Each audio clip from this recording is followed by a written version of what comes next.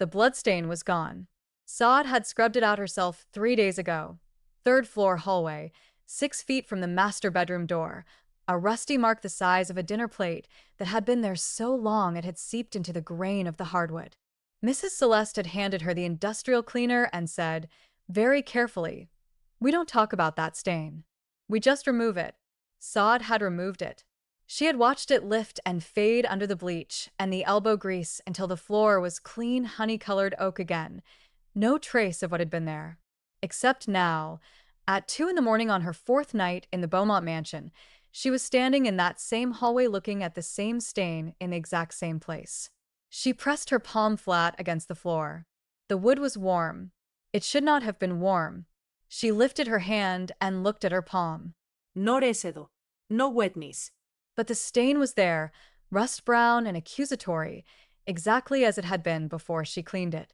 A door opened behind her. Saad stood and turned in one motion, heart slamming against her ribs. Roman Beaumont stood in the master bedroom doorway, wearing black sleep pants and nothing else, his dark hair disheveled and his bronze-brown skin catching the hallway sconce light.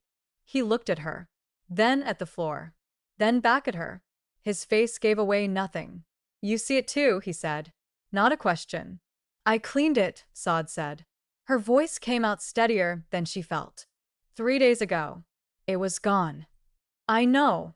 He stepped into the hallway, looked down at the stain with an expression that was carefully, deliberately blank. "It does that.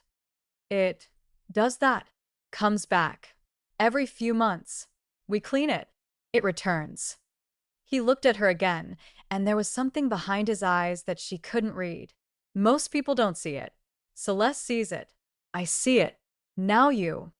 "What is it?" Saad asked. Roman was quiet for a long moment. The house settled around them, old wood creaking, the humid New Orleans night pressing against the windows. "Blood," he said finally.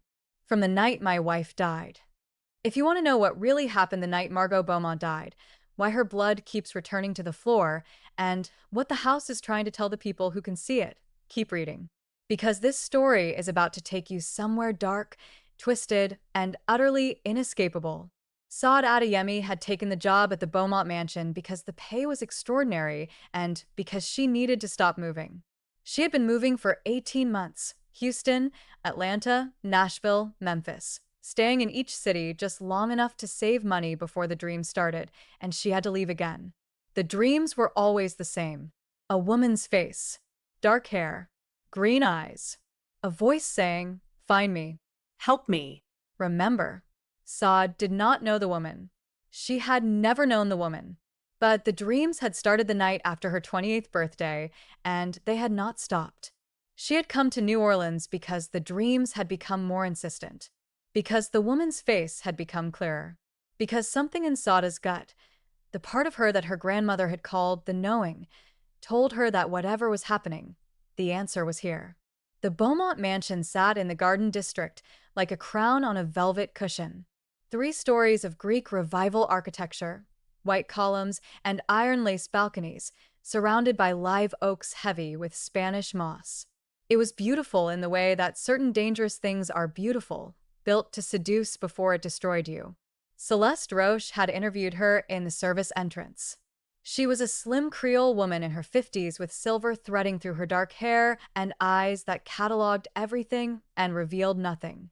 "You have hotel experience," Celeste said, reading from Saada's resume. "For years. Housekeeping and guest services."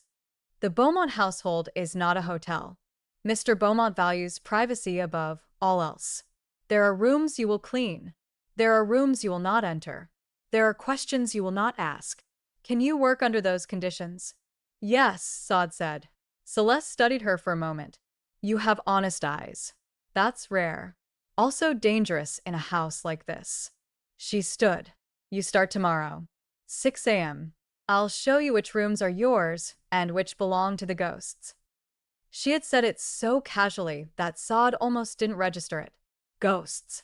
As though they were just another category of resident Roman Beaumont. She met him on her second day. She was polishing the silver in the formal dining room, a task that gave her a view of the entrance hall, when he came down the main staircase at 7:30 a.m. in a charcoal suit that probably cost more than her car. He was 42, Creole on both sides, which had given him bronze-brown skin, dark hair with gray threading at the temples, and hazel green eyes that were startling against his complexion. He moved with the controlled grace of someone who had learned early that every gesture mattered. He stopped when he saw her, looked at her face for one beat longer than necessary, then continued to the dining room. "You're new," he said. "Yes, sir. I started yesterday. What's your name?" Sade Ademi. Something flickered in his eyes. Adeyemi. Nigerian? My father was. I was born in New York. He nodded slowly. Then, has Celeste shown you the third floor yet? No, sir. I've only worked the first and second floors. Good. He picked up the coffee Celeste had already prepared for him. When she does, pay attention to what she tells you. The third floor has rules. What kind of rules? The kind you don't break if you want to stay employed here. He took his coffee and left. Saad stood in the dining room and thought, this house is not right. Celeste took her up on day 3. The third floor was a long corridor with 6 doors, 3 on each side, and a window at the far end that looked out over the garden. The air was different up here, heavier, like the house was holding its breath. You clean rooms 1, 3, and 5, Celeste said, pointing at the doors on the left side. You do not enter 2, 4, or 6. Ever. Not even if Mr. Beaumont asks you to. If he asks, you come get me. Why? Celeste looked at her. Because room 2 was Margot Beaumont's private study. Room 4 was her bedroom. Room 6 was where she died. And those rooms belonged to her memory, not to the living. She died here? In the house. 3 years ago. Fall down the stairs. Broken neck. Celeste's voice was flat. The police called it an accident. Mr. Beaumont has never been the same. You'll see her portrait in the library. Beautiful woman. Troubled. The house loved her and destroyed her in equal measure. The house, Saad repeated. This is New Orleans, child. Houses have memories here. This one more than most. Celeste handed her a cleaning caddy. Start with room 1. Don't linger. And if you hear anything from the rooms you're not supposed to enter, what should I do? Leave. Immediately. Find me or Mr. Beaumont. Do not investigate. That had been the afternoon before Saad found the bloodstain that wouldn't stay gone. If you're enjoying this story and want to see what happens next, please subscribe to our channel and let us know in the comments where you're watching from. Your support means everything to us as we continue bringing these stories to life. She found it the next morning in the library. It hung over the fireplace, a portrait of a woman in her early 30s with dark hair, porcelain skin, and green eyes that seemed to follow you across the room. She wore a cream-colored dress and no jewelry except a simple gold band on her left hand. She was beautiful in the way that certain tragic things are beautiful. Saad stood in front of it for 5 full minutes before she accepted what she was looking at. It was the woman from her dreams. Exactly. The same face, the same eyes, the same expression that was somehow both pleading and accusing. Margot. Roman's voice came from behind her. My wife. Saad turned. He was standing in the library doorway with his coffee, watching her look at the portrait. She was beautiful, Saad managed. She was. He came into the room, stood beside her, looked up at the portrait with an expression that was carefully controlled in a way that told Saad it was costing him. She was also fragile, haunted by things I couldn't fix. The house amplified it. Or maybe it just gave her permission to break. I'm sorry, Saad said. Don't be. He looked at her. You didn't know her. You have no reason to carry her grief. But I do, Saad thought. I've been carrying it for 18 months, and I don't know why. The first vision. It happened that night. Saad was in room 1 on the 3rd floor, changing the linens on a guest bed that hadn't been used in months, when the temperature dropped. Not gradually. Suddenly. Like someone had opened a freezer door directly into the room. She turned. A woman stood in the corner. Dark hair, green eyes, wearing the cream-colored dress from the portrait. Margot. Sada's breath caught. She couldn't move, couldn't scream. could only stare as the woman, the ghost, the vision, the impossible thing, looked at her with an expression of desperate urgency. Then Margot pointed, not at Sod, past her, at the wall. Sod followed the pointing finger. The wall was empty except for a landscape painting in an ornate frame. When she looked back, Margot was gone. The temperature returned to normal. The room was just a room again. But Sod crossed to the painting anyway. She lifted it off the wall. Behind it, carved into the plaster in small, desperate letters, was a message. He killed me. Find the proof. Room 6. What Sod did next. She should have gone to Celeste. Or Roman. Or the police. Any reasonable person would have done one of those things. Instead, at 3 in the morning, Sod went to room 6. The door was locked. She had expected that. What she hadn't expected was that her hand, when she touched the doorknob, would cause the lock to simply click open as though the house itself had decided to let her in. The room beyond was a bedroom. Large, elegant, untouched. The bed was made with hospital corners. The curtains were drawn. Everything was covered in a thin layer of dust that suggested no one had entered in years. Sod stepped inside. The air was wrong. Not just cold, wrong. Like the room existed slightly outside of normal time and space. She crossed to the dresser, opened the top drawer. Inside were Margot's things, jewelry, letters, a leather journal. She picked up the journal. It fell open to the last entry. The handwriting was frantic, barely legible, but Sod could make out the words. He knows I know about jewels. He knows I found the offshore accounts. He knows I have proof. I'm going to tell the police tomorrow. If anything happens to me, it wasn't an accident. Jules Moreau killed the Houston shipment workers. Roman covered it up. They'll kill me to keep me silent. I know they will. I've hidden the evidence. Behind the entry ended mid-sentence. Sod was still staring at it when the door slammed shut behind her. She spun around. Roman Beaumont stood in the doorway. He looked at her, at the journal in her hands, then at her face. I told you, he said very quietly, not to enter this room. I can explain, Sod started. Can you? Roman stepped into the room, closed the door behind him. Can you explain why you're in a locked room at 3 in the morning reading my dead wife's private journal? She's been appearing to me, Sod said. The words came out in a rush. For 18 months, before I ever came to New Orleans. In my dreams. I didn't know who she was until I saw her portrait. She led me here. She showed me the message behind the painting. Roman's expression didn't change. What message? He killed me. Find the proof. Room 6. Sod held up the journal. She was going to expose you and Jules. She died before she could. And you made it look like an accident. The silence stretched. Is that what you think happened? Roman asked. His voice was dangerously soft. That's what her journal says happened.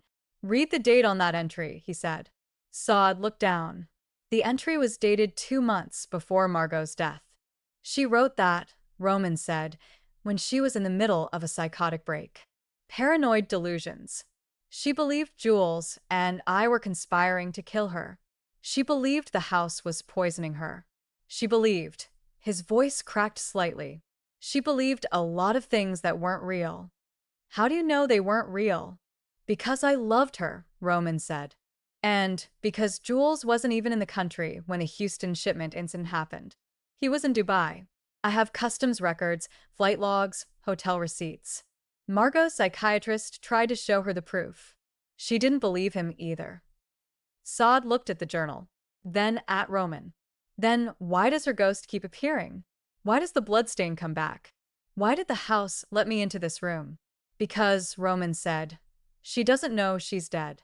And she's still trying to solve a mystery that never existed. Detective Cross arrives. She came to the house the next morning. Detective Nina Cross was NOPD Homicide, 43, with box braids and the focused intensity of someone who had seen too many cases go cold. She sat in the library with Roman and Sod and a file folder that she set on the table between them. I reopened Margot Beaumont's case 3 days ago, she said. New evidence came to light. A witness who was at the house the night she died. What witness? Roman asked. Celeste Roche. Your estate manager. She came to me 2 weeks ago and said she needed to correct her original statement. Nina opened the folder. She says she saw someone on the third floor that night. Someone who shouldn't have been there. Someone she's been protecting for 3 years because they threatened her family. Who? Saad asked. Nina looked at her.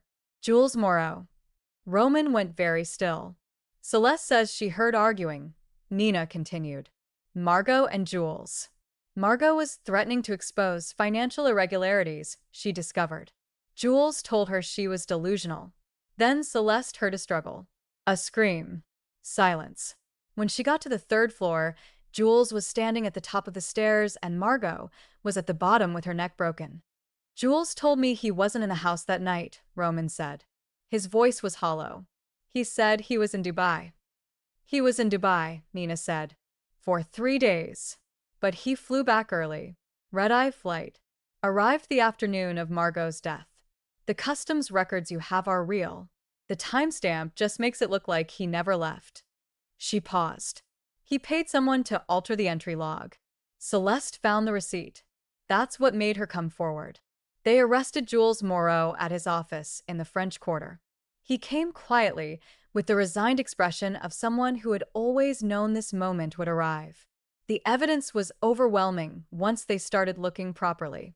The offshore accounts Margot had discovered.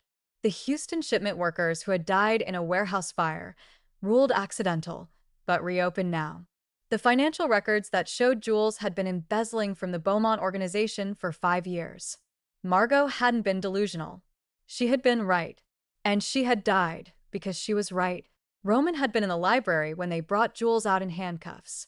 He had watched through the window without expression. When the police cars pulled away, he had simply stood there for a long time, looking at nothing. Saad had found him an hour later, still standing in the same place. I didn't believe her, he said. She told me Jules was stealing. She told me he was dangerous. I told her she was being paranoid. I sent her to psychiatrists. I made her doubt herself. His voice broke. And then he killed her, and I blamed it on her illness instead of on him. You didn't know, Saad said. I should have. He looked at her. She tried to tell me, and I didn't listen.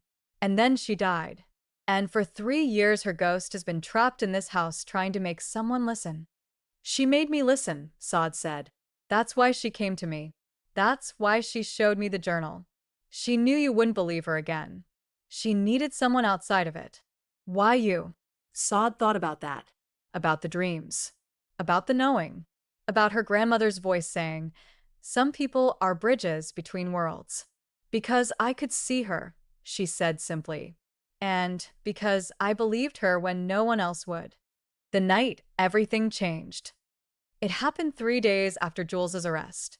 Saad woke at 2 a.m. to find Margot standing at the foot of her bed. But this time, the ghost was different. Not desperate. Not urgent. Just there.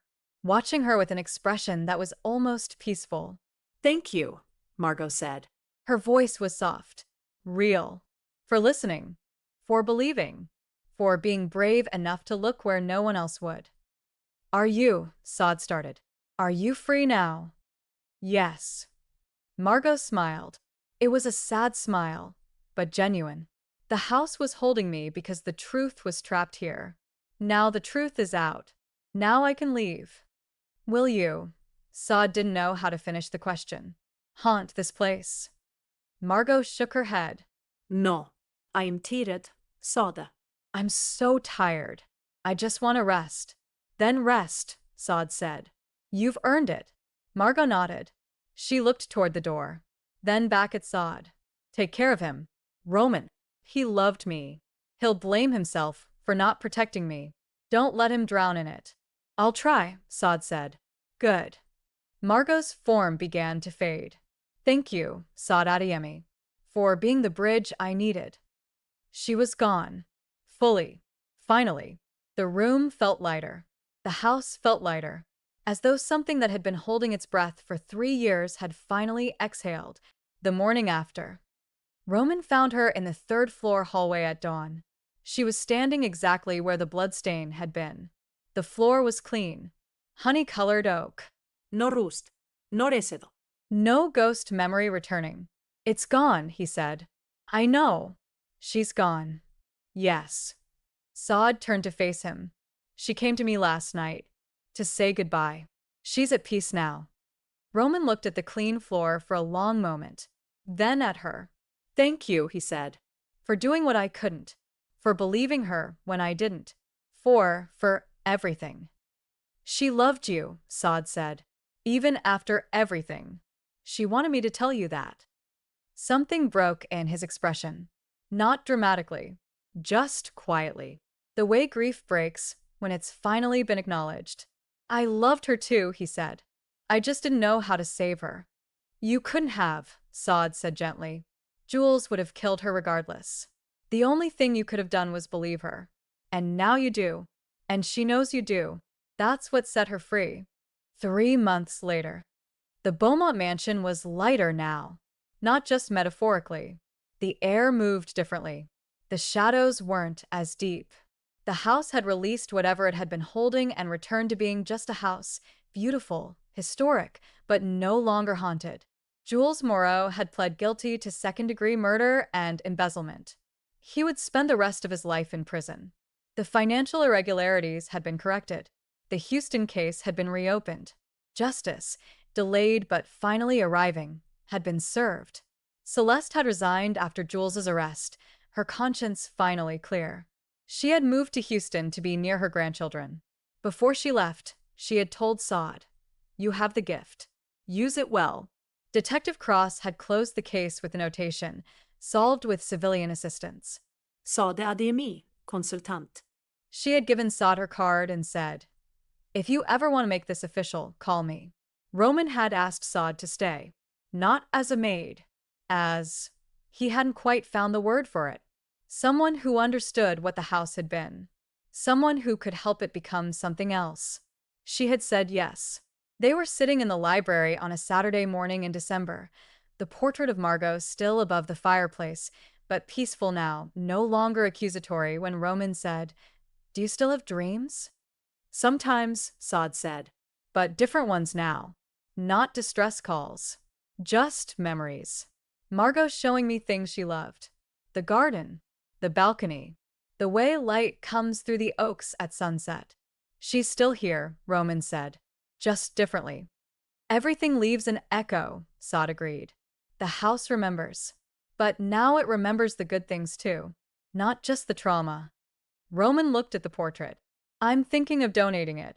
To the New Orleans Museum of Art. Margot would have liked that. Being seen. Being remembered for who she was, not just how she died." "That's a good idea," Saad said. "And then," Roman continued, "I'm thinking of repainting the library. Making it lighter. Less like a shrine.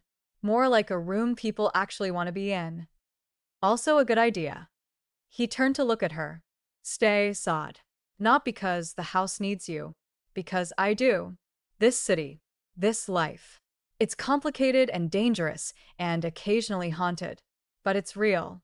And I think you understand that better than most people." Saad looked out the window at the live oaks draped with Spanish moss, at the humid New Orleans morning light, at the city that had called to her across 18 months of dreams. "I'll stay," she said. And somewhere in the house, not in the walls, not in the floors, just in the air itself, Margot Beaumont's presence smiled and finally, peacefully, let go. This story has reached its conclusion. Thank you all for following this story. If you enjoyed it, please write in the comments where you're watching from and share your thoughts about the story. And don't forget to like, subscribe, and share this video as your support is important for me to continue creating content. Until the next one.